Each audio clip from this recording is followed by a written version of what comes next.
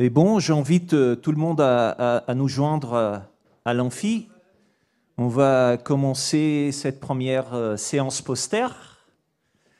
Nous avons déjà la présence des 3 intervenants qui sont là à Saint-Étienne et on aura 5 intervenants en ligne.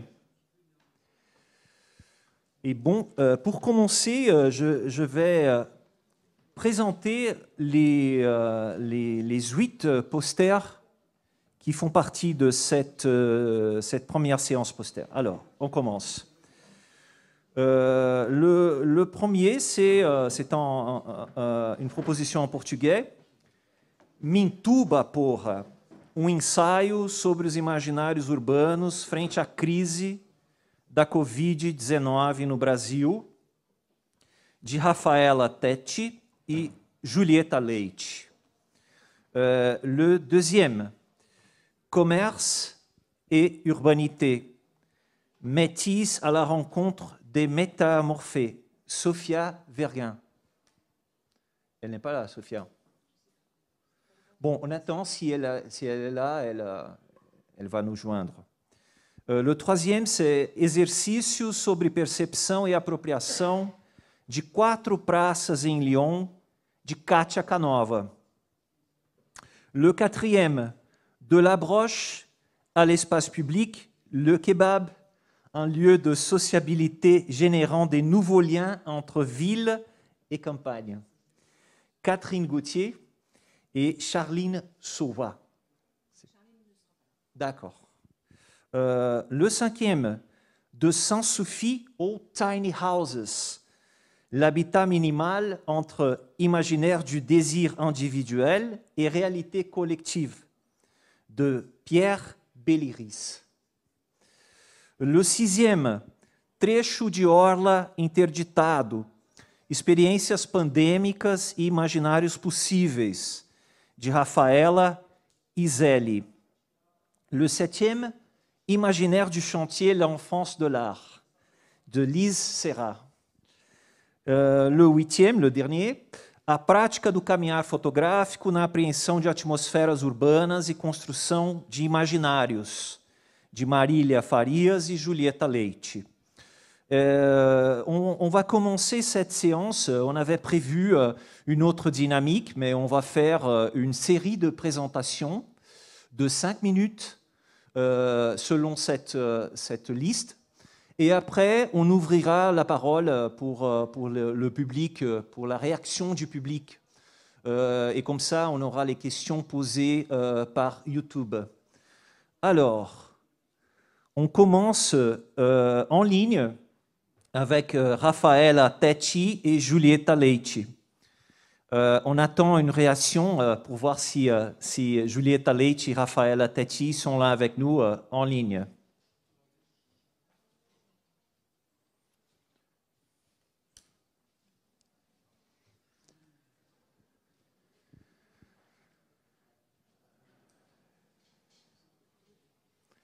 C'est une expérience hybride complètement nouvelle pour tous. Hein.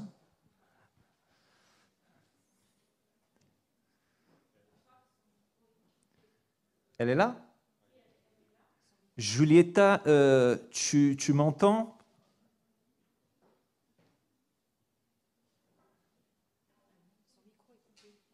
Oui, o seu áudio está fechado, Julieta. Você consegue abrir? Votre audio n'est pas branché, ça va? Vous pouvez le brancher, votre microphone?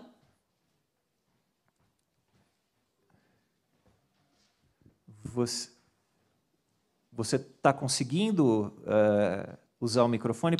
Para nós está fechado. Est-ce que tu peux utiliser ton microphone? Pour nous, on ne t'entend pas.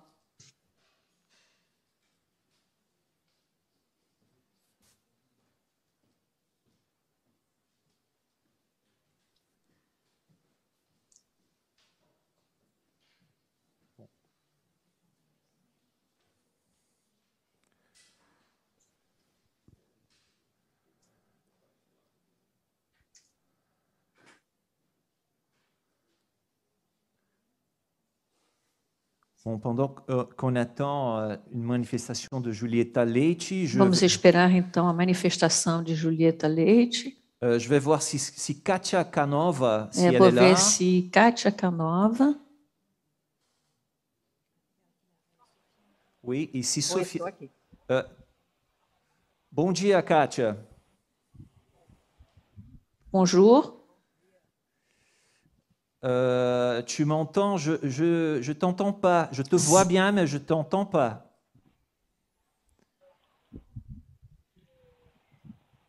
Eu escuto vocês.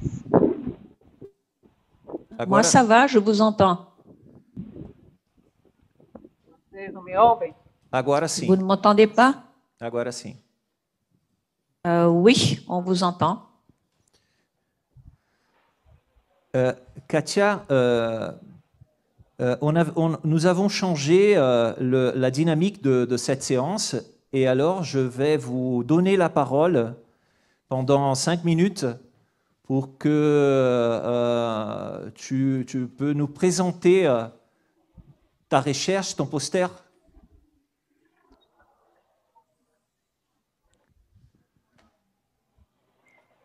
Muito bem. Vocês previram compartilhamento de tela? Sim. Est-ce que Oui. vous avez prévu le partage d'écran ou comment ça fonctionne? Oui, oui, c'est possible de partager c'est moi. l'écran. Ouais.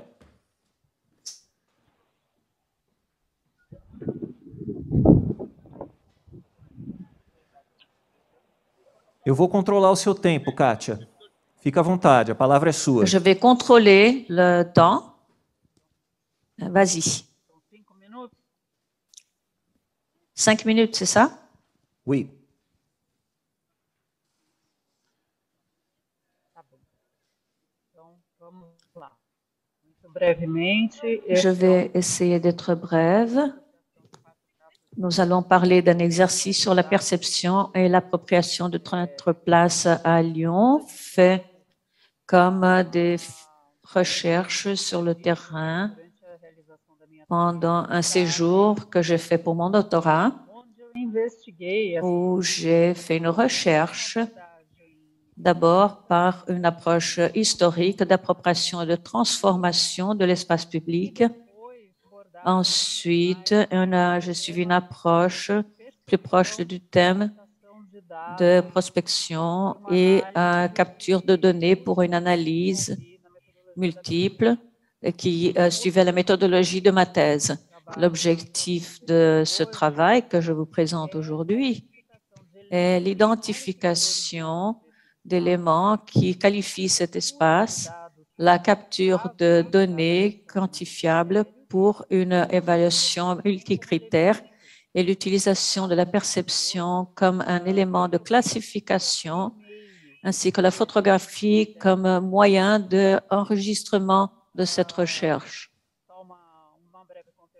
Alors, pour vous placer dans le contexte, la ville de Lyon est une ville qui offre une grande diversité et quantité d'espaces publics de qualité et de qualification sous plusieurs aspects. Et ces lieux ont été sélectionnés en une première étape justement parce qu'ils offraient des scènes différentes du point de vue de l'occupation, de l'histoire de l'occupation, la possibilité de transformation et du potentiel comme centralité.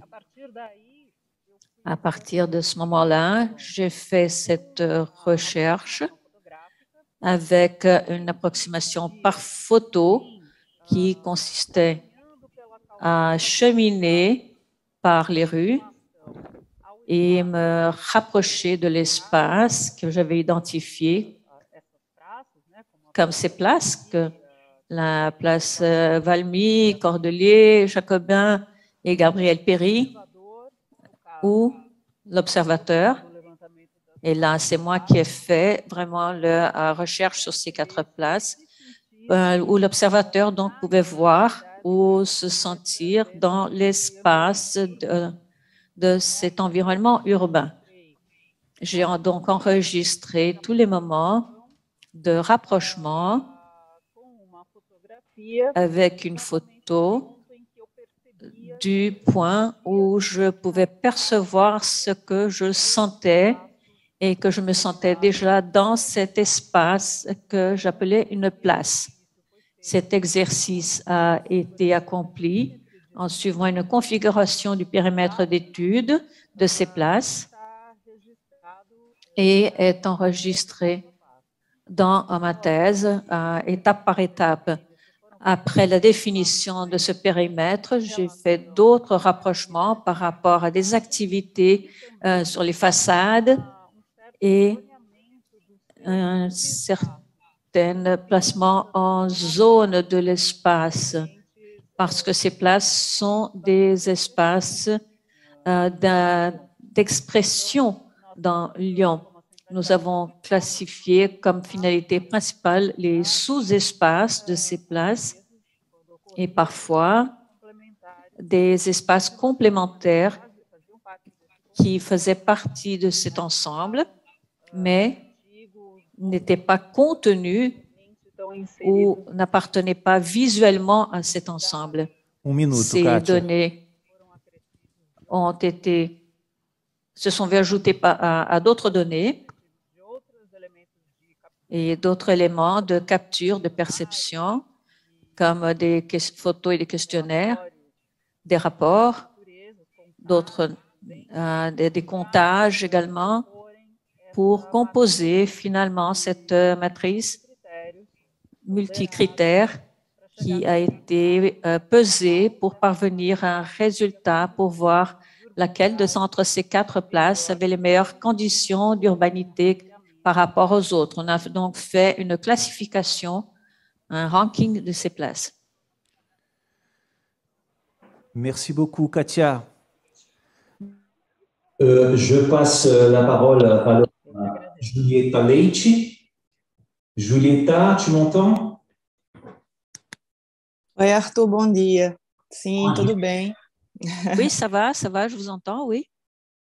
Muito bem, Julieta.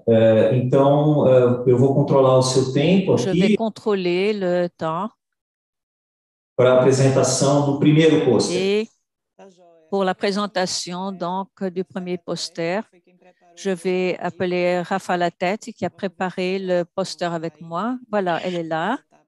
Bom Je dia, peux la Rafael. voir. Bem-vinda. Bienvenue, Raphaël. Merci.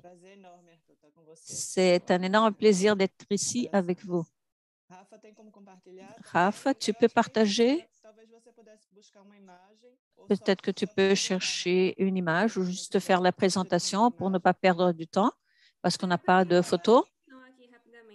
Non, je vais présenter très rapidement ici, ça va? Ok.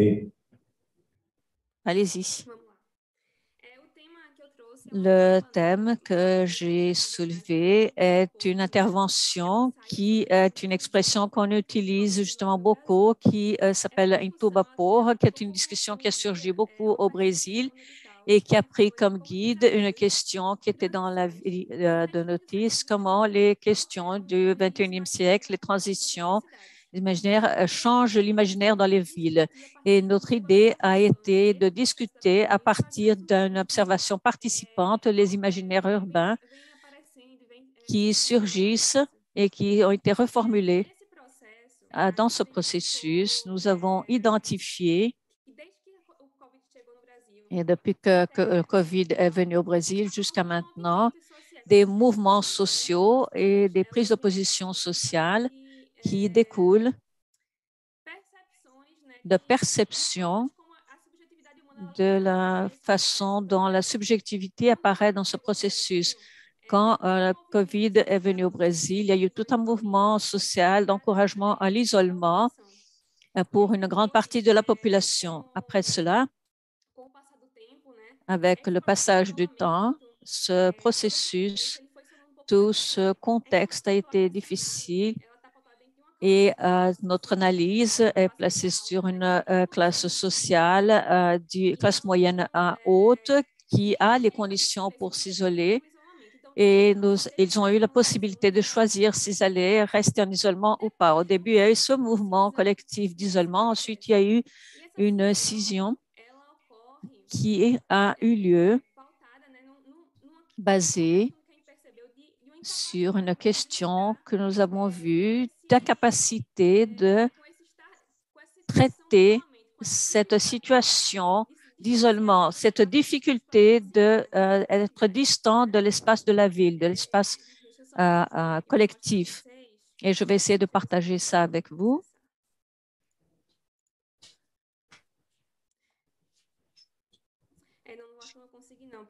Je crois que je ne vais pas y parvenir.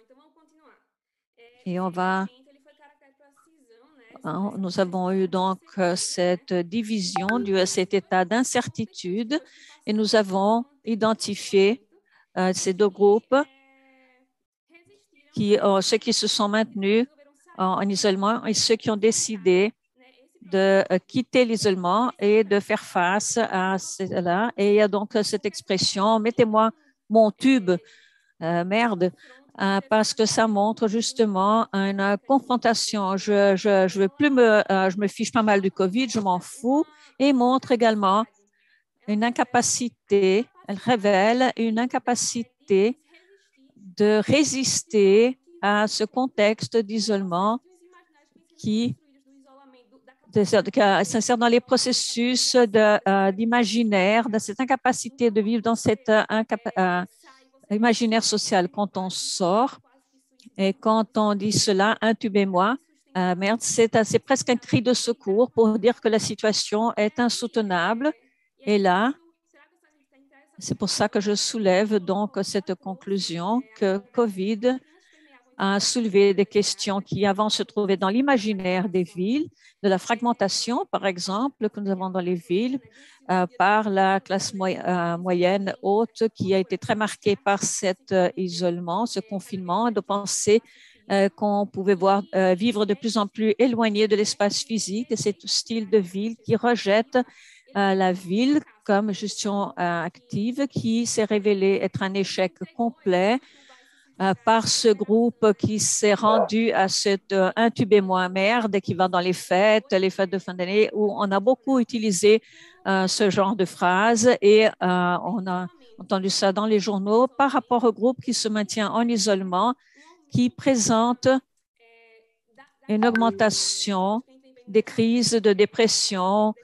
Et il y a vraiment cette dépression qui s'ensuit et cette angoisse latente qui suivent le confinement. On peut se rendre compte qu'alors que certains terrains de l'imaginaire de cette fragmentation se diluent en frustration, on travaille également avec la réalité. On est face à face avec une réalité, d'autres possibilités de penser, de vivre la ville. Alors, même face à ces incertitudes que nous voyons dans le futur, il y a une récupération de la vie collective qui est limitée, une récupération d'un espoir et de nouveaux défis qui surgissent auxquels les gens vont devoir faire face et devront essayer de comprendre ce nouveau regard sur la ville pour essayer de répondre dans leur faire. Merci beaucoup, Rafaela. Julieta. Je veux rappeler à tout le monde que sur YouTube, c'est possible d'envoyer des questions et comme ça, après les présentations, on aura du temps pour la manifestation du public. J'invite alors Sophia Verguin, si Sophia est en ligne.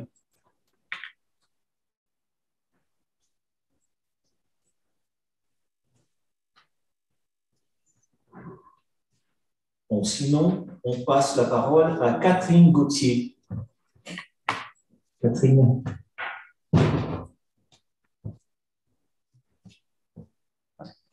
Merci. Bonjour à tous. Donc, je vais vous présenter une recherche que je conduis depuis 2019 et qui est partie du constat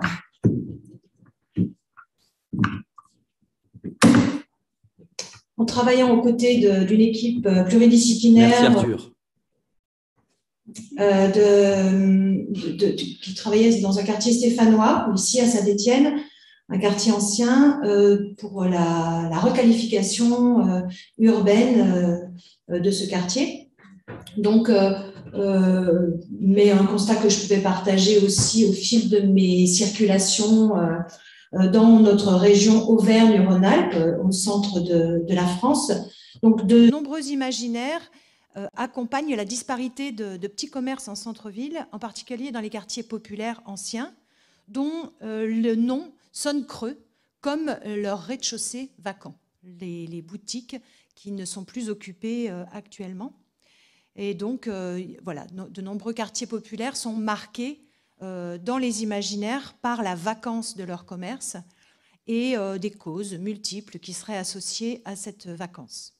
En milieu rural, les centres urbains, les centres-bourgs souffrent aussi d'une périphérisation des commerces et services, créant de nouvelles centralités à proximité des axes de circulation et des zones pavillonnaires, et donc vidant le centre commercial de ces bourgs.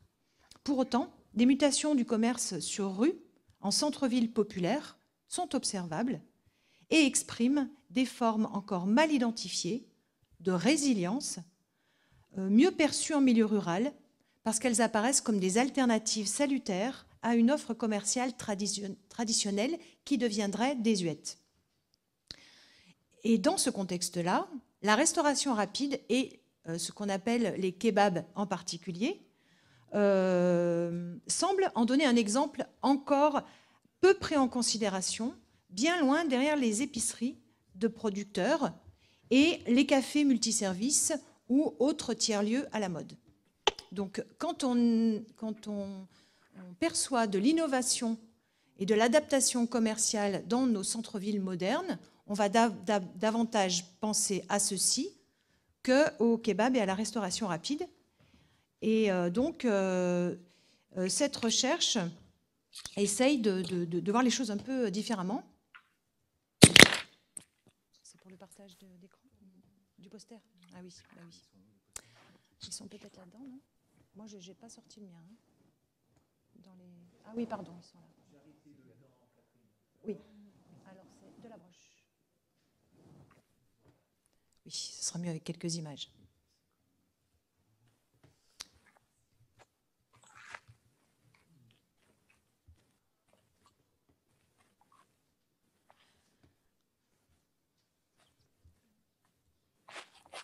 Oui, alors peut-être, par contre, c'est peut-être petit.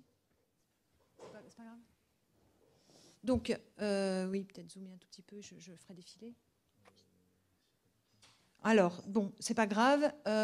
Vous avez sans doute la possibilité aussi de le suivre parce que tous les posters sont sur la plateforme, donc sur le site. Voilà. Donc, les objectifs de cette recherche. Donc, on reproche aujourd'hui à ce type de commerce, d'être au mieux le symptôme de la paupérisation d'une rue, d'un quartier ancien, hein, puisqu'on parle surtout des quartiers, enfin je travaille surtout sur les quartiers populaires anciens en centre-ville ou en centre-bourg. Donc on les assimile plutôt à la paupérisation de ces centres commerciaux, qu'ils soient en ville ou à la campagne, où le commerce de proximité traditionnel serait fatigué de subir des incivilités, des actes de délinquance et une paupérisation globale, et aurait cédé le pas au fast-food. Au pire, le kebab serait soupçonné de demeurer un commerce communautaire qui supplante le petit commerce traditionnel, apprécié par la population générale, donc qui seraient les boulangeries, les cafés, qui disparaissent beaucoup dans nos centres-villes, envahis et défigurés, et qui envahiraient et défigureraient nos centres anciens, en particulier quand ils sont patrimonialisés ou patrimonialisables. Et donc, on aurait une ethnicisation du commerce de centre-ville, une islamisation de nos villes, et c'est même un discours qui est relayé de la part de différents élus en France. Une minute, d'accord, très bien. De tous bords politiques. Bon, et donc nous faisons d'autres hypothèses. Nous avons l'intuition, donc, que le kebab peut être pris non seulement scientifiquement, mais aussi de façon partagée avec le grand public, comme un outil d'observation des aires métropolitaines et des zones d'influence urbaine sur le territoire. Il nous apparaît comme pouvant être associé à la requalification de nos places publiques et la redynamisation de nos rues marchandes. Leur présence intégrée à la question de la planification urbaine et du projet urbain, serait un marqueur d'une ville accueillante ou d'un bourg vivant et ouvert. Donc la méthodologie qu'on a suivie, c'est celle de... Alors il y a la méthodologie classique de l'enquête ethnographique en sociologie ou en anthropologie, par observation et entretien, donc dans l'ensemble de la région Auvergne-Rhône-Alpes. Mais on a procédé aussi à la prise de... J'ai travaillé avec une photographe et un preneur de son pour la saisie... 5 minutes. Très bien. De 5 secondes. Oui. De photos et de prise de son, etc., dans le but de réaliser un film de 52 minutes qui est donc partageable avec les différents publics associés à cette problématique. Et en parallèle, il y a une démarche d'analyse architecturale par relevés architecturaux et urbains. Donc voilà, vous pouvez voir sur le poster un exemple d'un ensemble de matériaux relevés concernant un kebab en centre-bourg dans la région du Puy-de-Dôme. Donc voilà, et puis vous voyez des images de relevés de façade, des photos prises dans un contexte de test urbain. Et voilà, et donc pour conclure, je dirais juste très rapidement que l'installation de kebab en milieu urbain paraît suivre des axes qui traversent les centralités et qui relient des quartiers un peu périphériques à l'hypercentre, et qu'ils s'installent donc dans des... Leur installation est plus due justement au développement de vacances dues à des problématiques économiques locales, et ils ne viennent en rien remplacer des commerces, mais plutôt au contraire maintenir une activité commerciale. Et donc en milieu rural, on est plutôt dans une installation qui suit à la fois des développements industriels et des vagues migratoires, et qui se situe sur des... Là aussi, la question de la mobilité est importante parce qu'ils s'installent sur des grands axes de circulation des départementales ou des nationales. Bon, voilà, je vous Merci, invite à aller voir le poster pour les détails. Oui, on invite tout le monde, le public, à aller sur le site. Les PDF des posters sont disponibles, et en plus, à l'école d'archi à Saint-Étienne, les posters sont imprimés, ils sont également disponibles. Pierre Belleris, je vous invite à prendre la parole. Merci, bonjour. Donc, Pierre Belleris, je suis architecte et enseignant-chercheur à l'école d'architecture de Grenoble. Je suis également urbaniste, praticien, et je me suis interrogé à partir de ces deux aspects, la théorie et la pratique, sur l'imaginaire de l'habitat, ce qu'on appelle l'habitat minimal, qu'on peut aussi appeler l'habitat léger ou l'habitat réversible, par exemple, et l'impact que cela peut avoir sur la réalité collective, sur ce qu'on appelle communément la ville ou le tissu urbain, le tissu social. Je suis parti d'une petite citation de Voltaire qui nous dit que dans une avalanche, aucun flocon ne se sent responsable. Alors les Brésiliens peut-être ne se sentiront peut-être pas très concernés par la neige, mais cette métaphore de neige, mais voilà, ça signifie que, pour reprendre une autre citation d'Aristote, que le tout est bien plus que la somme des parties, que la juxtaposition, l'addition d'un grand nombre de petites maisons qui répondent à des désirs individuels. Est-ce qu'on peut avoir un peu plus de volume? J'ai vraiment beaucoup de mal à entendre, en fait. Il faut que je me rapproche du micro? Peut-être. Pas exactement. Peut-être plus proche du micro, ou monter le volume peut-être qu'on nous envoie sur Zoom, parce que c'est un petit peu difficile de traduire en fait.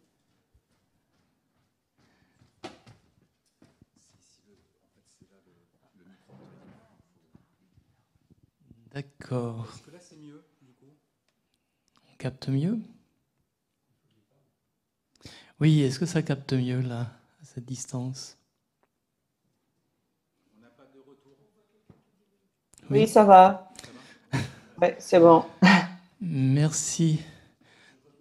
Donc, une interrogation sur le désir individuel, l'imaginaire de cet habitat léger, réversible, minimal, et puis les formes collectives que cela peut prendre, les formes urbaines, très concrètement, que cela peut prendre.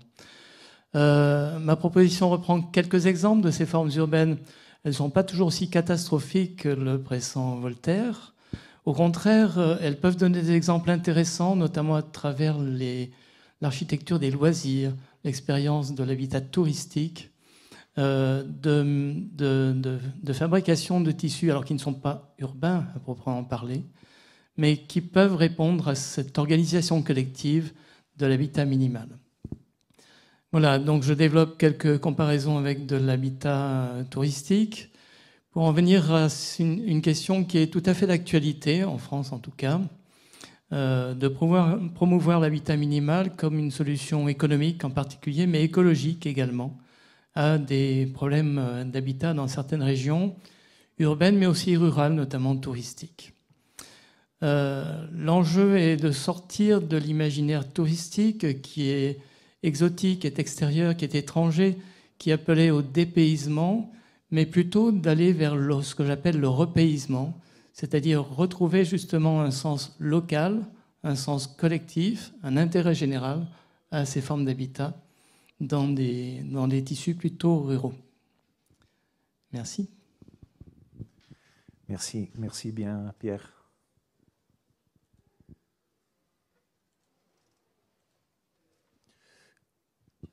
Alors, on continue, on passe la parole à Raphaël.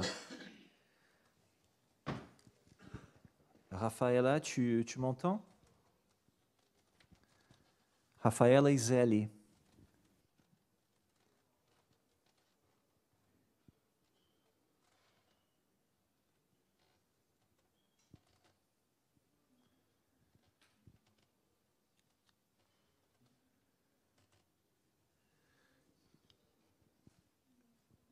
On va suivre. Rafaela n'est pas connectée sur Zoom, visiblement, elle n'a peut-être pas reçu le message. Je viens de faire un message à Rafaela, Anthony. D'accord. Parce qu'en fait, elle était sur l'autre lien du Zoom. Et comme ça, je passe la parole à Lise Serra, qui est là, et après, on reprend. Lise, je vous en prie.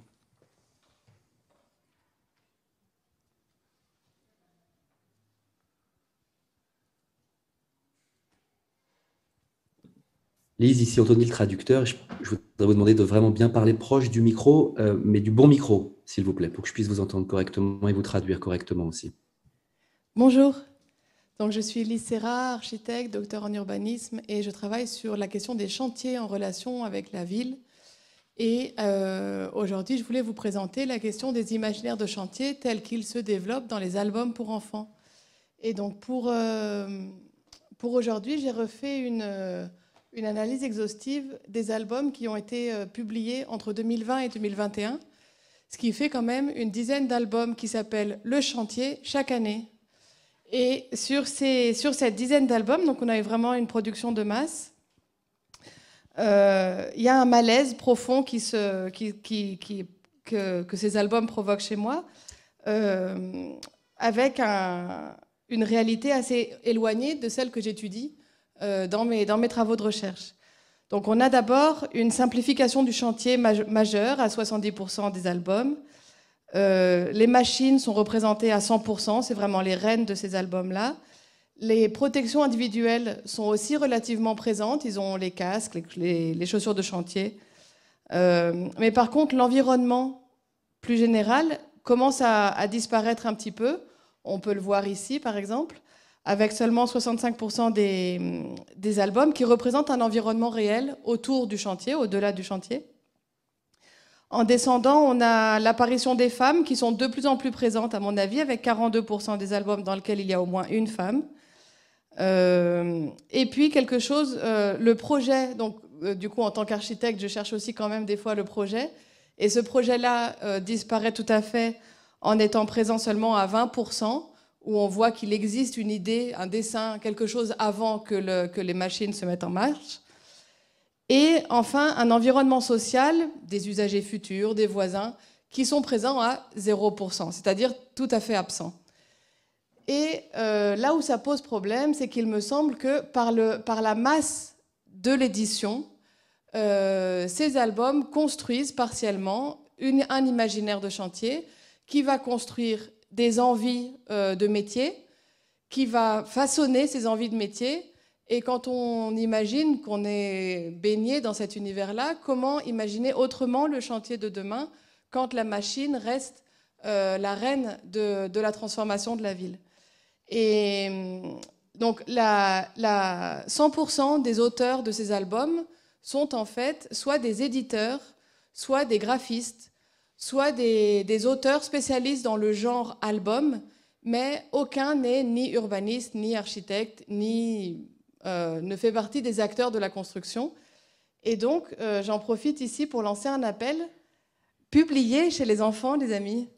Parce que si on ne s'y prend pas, nous, et donc en tant qu'acteur où on a des problèmes qu'on connaît et qu'on a peut-être envie de faire passer, ou des réalités qui nous paraissent plus belles que d'autres, si nous, on n'en parle pas, alors les éditeurs ou les graphistes n'en parleront pas non plus. Quand même, la deuxième partie du poster, j'ai mis des albums plus anciens.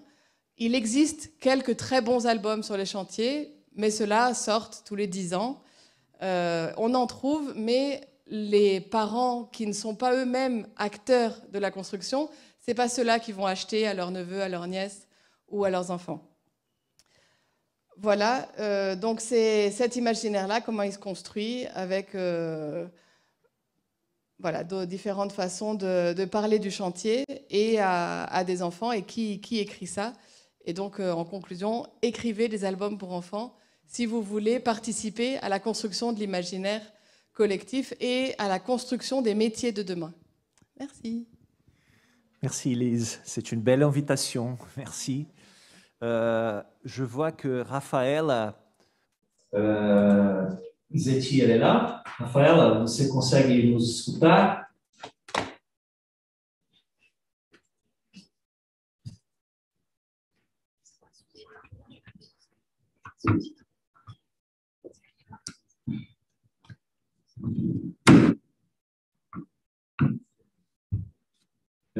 Bon, pendant qu'on attend la connexion de Rafaela, j'invite Marília Farias et Julieta Leite à présenter le poster. Marília, você consegue me ouvir? Marília, est-ce que tu m'entends? Bonjour.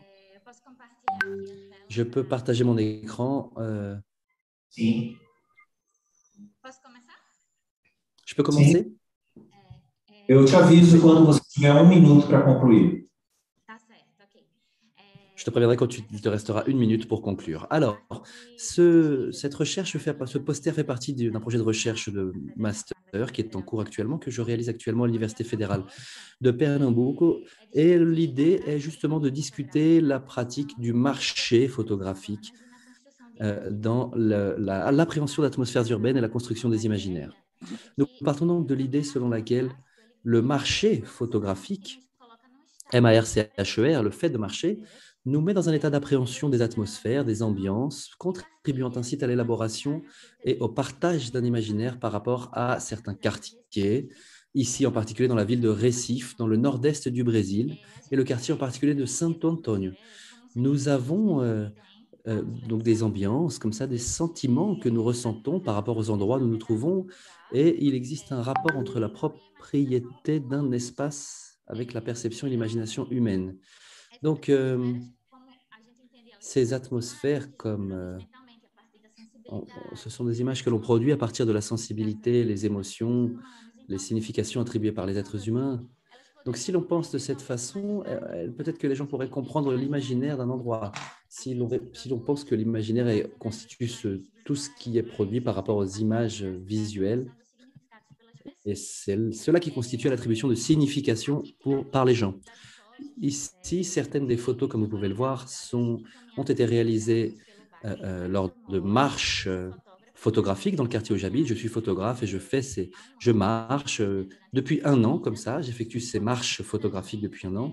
Et notre objectif, c'est de différencier justement le marché photographique et comprendre comment il peut constituer la création d'informations et de récits élaborés à partir de la cristallisation d'imaginaires de ce quartier, qui sont, en l'occurrence, ce quartier, le centre historique de Recife.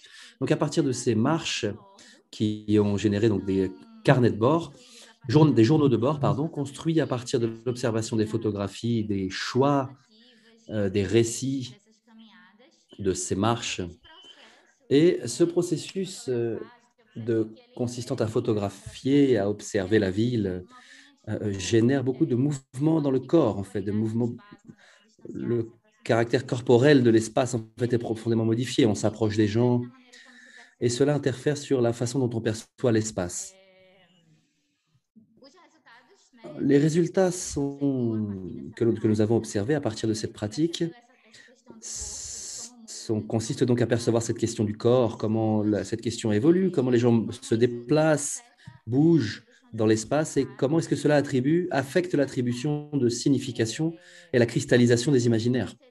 La première fois, nous avons remarqué que dans le quartier de Santo Antonio, par exemple, nous avons ressenti une ambiance générale et ces marches ont été imprégnées de nuances nous permettant de capter différentes qualités associées à certains espaces. Et ce sont des choses donc, sur lesquelles je m'interroge en tant que chercheuse, photographe notamment, le sens de l'appartenance, la joie, la peur, toutes ces choses-là. Donc, nous avons constaté notamment qu'en plus de la matérialité des espaces construits, les gens sont une dimension fondamentale dans la création de ces ambiances. Ce sont les gens qui projettent donc, des odeurs, des bruits, et toute une question d'appréhension affective également par rapport aux endroits. Santo Antonio, c'est un quartier qui, comme beaucoup de centres urbains brésiliens, n'ont pas beaucoup reçu d'investissement en infrastructure, ne sont pas particulièrement intéressants en termes de lieux de logement pour les habitants locaux. Et donc, on voit ici les logiques, les habitudes de sociabilité dans ce quartier, toutes ces choses qui configurent des traits d'un imaginaire. Voilà, je termine. Les photographies montrent des relations, la façon dont les gens utilisent l'espace, les questions d'ambiance, les odeurs, les dynamiques sociales. Et donc, enfin, nous concluons la question donc, de comment nous comprenons l'imaginaire et l'atmosphère et l'ambiance. Cette pratique de la marche photographique représente un chemin possible pour élaborer des imaginaires partagés, mais c'est également une suggestion de méthode qui pourrait être expérimentée dans d'autres contextes afin d'ouvrir donc plusieurs débats sur les atmosphères et les imaginaires urbains. Obrigado, Marília. Merci pour la présentation. Muito obrigado. Je veux bien savoir si nous avons là la présence de Rafaela Iselli en ligne. Bom dia, Arthur. Olá, como vai? Tudo bem? Deixa eu ligar minha câmera. Bonjour, je suis là. Je vais mettre ma caméra. Je ne sais pas si j'arrive à partager mon écran, mais ça va, vous m'entendez au moins? Sim, a gente te escuta bem. Oui, on entend bien, oui. Você tem 5 minutos para a sua apresentação. 5 minutes pour ta présentation. Você está compartilhando a sua tela já conosco. Et tu partages déjà ton écran. Voilà, merci alors. D'abord, je suis Raphaël, je fais mon doctorat en architecture et urbanisme ici à Ouf.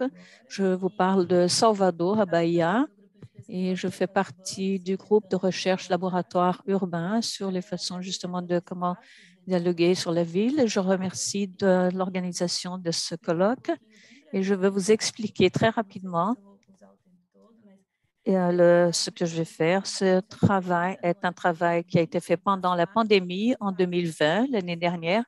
Je fais une recherche sur l'espace côtier de Salvador, qui est très touristique pour ceux qui connaissent Salvador. Ils ont vraiment cette vision du Farol da Barra, ce quartier côtier qui a souffert beaucoup de changements et de réformes tout au long du temps pour transformer cet espace en un espace très touristique et de plus en plus axé sur les élites. Et cela fait partie de mon projet de recherche de doctorat. J'ai commencé cette recherche justement quand nous avons commencé la pandémie en 2020 et ma recherche se proposait d'examiner justement cet espace. Je n'ai pas pu faire mon travail présentiellement sur cet espace, mais cet espace de Farol da Barra est très touristique et très demandé par tous les habitants de la ville, non seulement par les touristes. Il y a toujours beaucoup de mouvements, beaucoup de gens et elle est fortement occupée. Cet espace a été bloqué, interdit. Les gens ne pouvaient pas fréquenter les plages à Salvador, ce qui a eu un effet très fort sur l'imaginaire de la ville et la possibilité d'utilisation de cet espace qui est normalement utilisé par les personnes au quotidien et surtout pendant les week-ends. Et à partir de cette interruption et cette interdiction donc de cette partie côtière de la ville pendant l'année de 2020,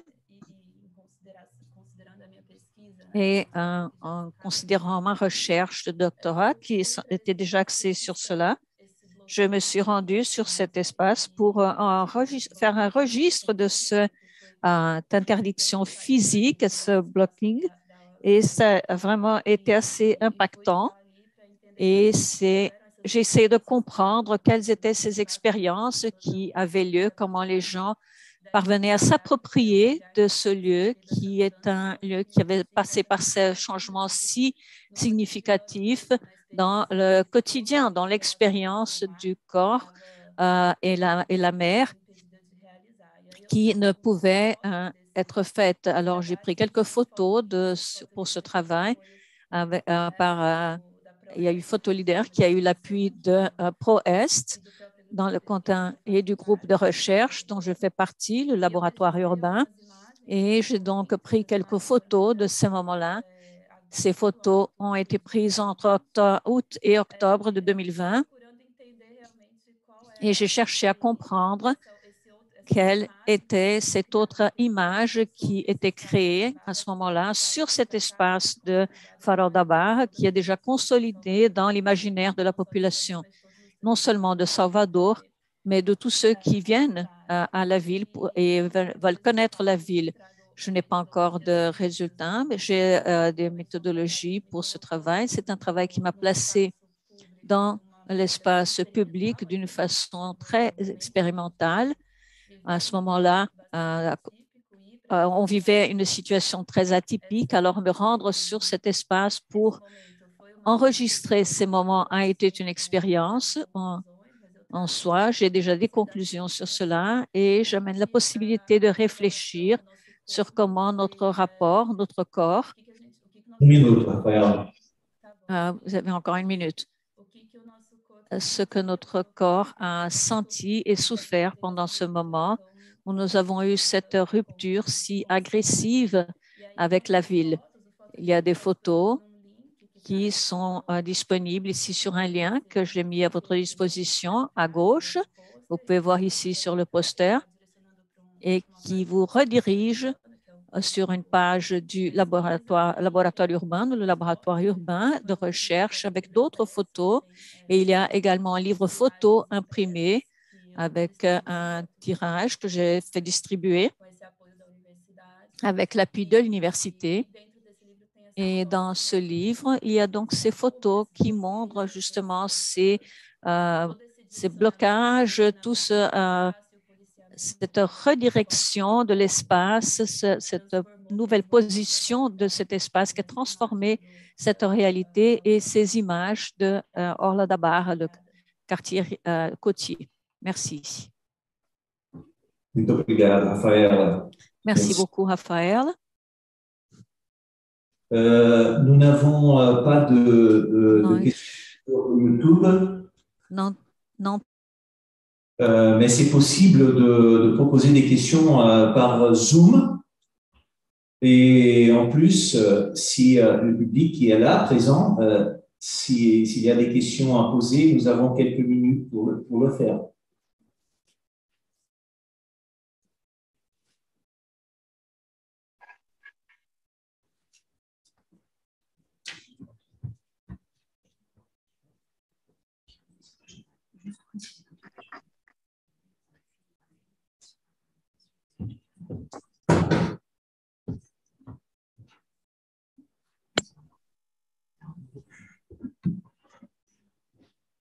Je profite, si c'est possible, de ce petit temps de flottement pour préciser que sur YouTube, il y a un film que nous avons réalisé d'une dizaine de minutes qui s'appelle Rue des Kebabs. Et c'est le premier, en tout cas en France, quand on se connecte sur YouTube et qu'on tape rue des kebabs, le lien sort en premier et donc vous avez notre film de photos et d'entretien qui dure 10 minutes. Merci.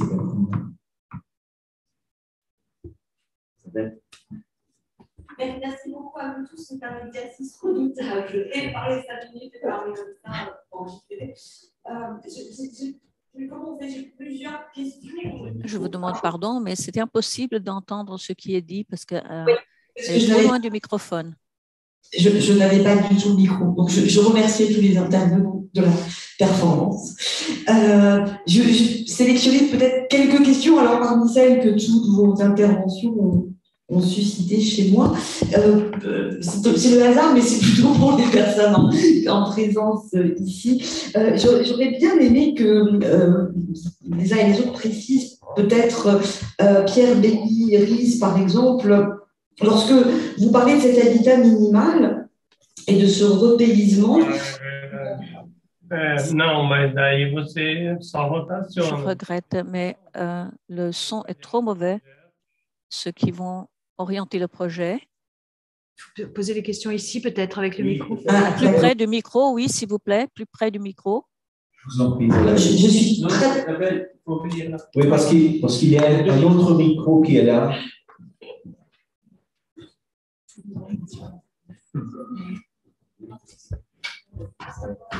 C'est le virtuel présentiel. D'accord. Il faut que j'ai les deux micros. Ah oui, pardon. Alors j'ai 2 micros. Donc, merci à tout le monde pour la performance.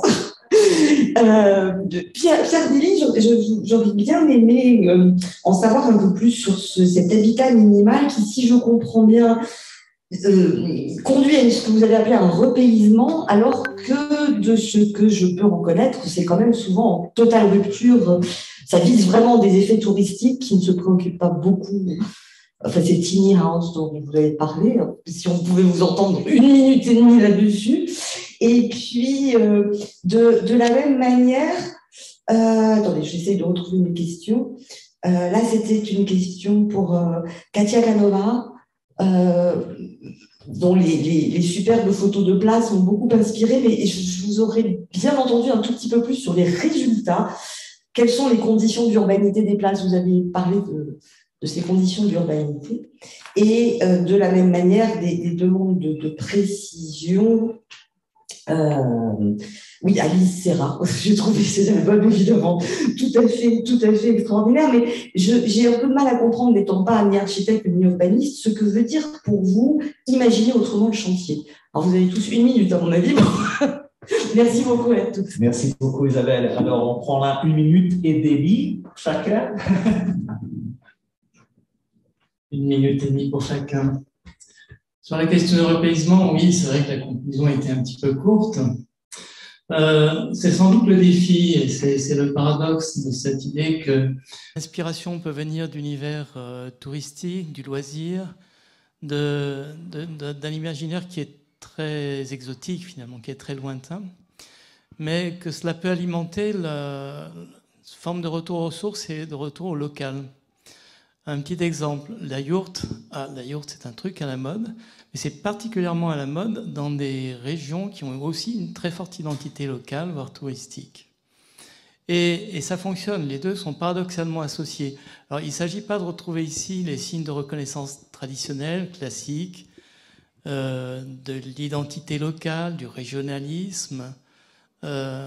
C'est sans doute plus profond que ça. C'est pas dans la forme, c'est pas dans le style que ce désir de repaysement existe, mais là je parlais d'habitat permanent en matière d'habitat léger ou minimal. Dans l'habitat permanent, il y a un profond désir d'intégration, même si la forme choisie de l'habitat est plutôt exotique ou vient d'ailleurs, entre guillemets. Merci Pierre. Je passe la parole alors à Katia Canova. Katia, você está nos ouvindo? Tia, ça va? Vous pouvez nous entendre?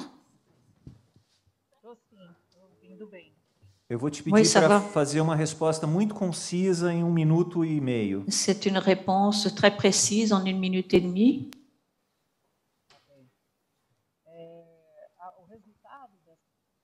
Le résultat des places, en fait, les indicateurs privilégiés pour la composition de ce travail ont été des lieux à haut usage par les piétons et de permanence et d'interaction sociale.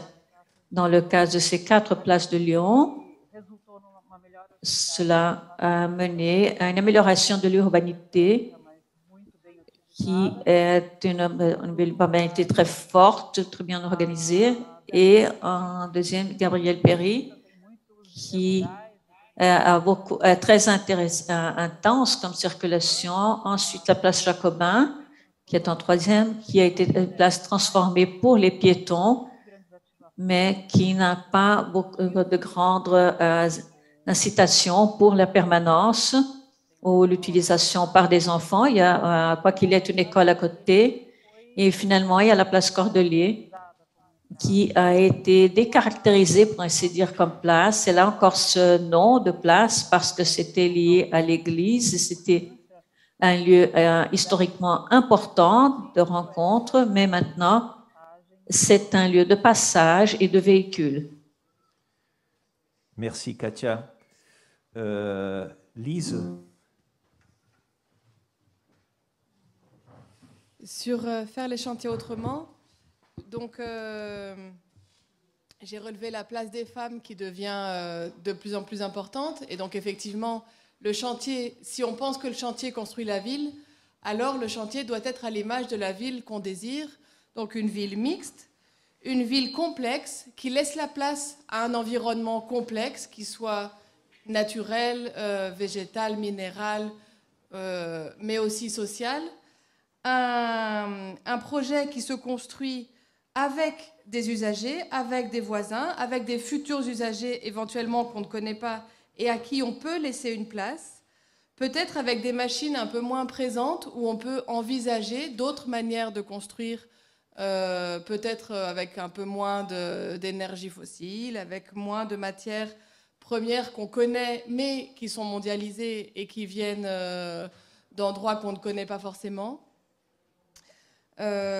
Et en fait, toutes ces questions-là, qui sont des questions complexes, disparaissent dans la simplification du dessin, mais elles pourraient être adressées aux enfants qui, eux, au contraire, n'ont pas besoin d'une telle simplification et ont des questions, des multiples questions qui s'emboîtent, et pourquoi. Et ces albums-là ne répondent pas ni aux questions, ni aux imaginaires qui peuvent se construire. Et donc c'est un peu ça l'idée, c'est de dire si on devait... Alors, et donc pour tout vous dire, je travaille avec Fanny Brossard qui a monté une association qui s'appelle Archilude, de sensibilisation à l'architecture. Et il y a 2 semaines, quand j'ai fini le poster, juste à l'heure, je lui ai dit il faut qu'on fasse un album. Et donc effectivement, on va commencer à discuter de comment on pourrait le faire, qu'est-ce que nous on pourrait en dire, est-ce qu'on peut faire mieux? On n'en est pas du tout sûr, mais comment on le prendrait si on devait le prendre et qu'est-ce qu'on voulait faire passer? Ça, c'est des questions qu'on va se poser maintenant, franchement. Merci bien, Lise. Bon, je veux bien remercier à tous les intervenants, les intervenantes, pour cet effort de synthèse. Je remercie aussi le support technique. J'invite tous les participants, tout le public, à voir les posters qui sont disponibles en ligne sur le site du colloque et aussi qui sont imprimés, ils sont visibles à l'école d'architecture. Merci beaucoup à tous. On passe à la première table ronde. Merci.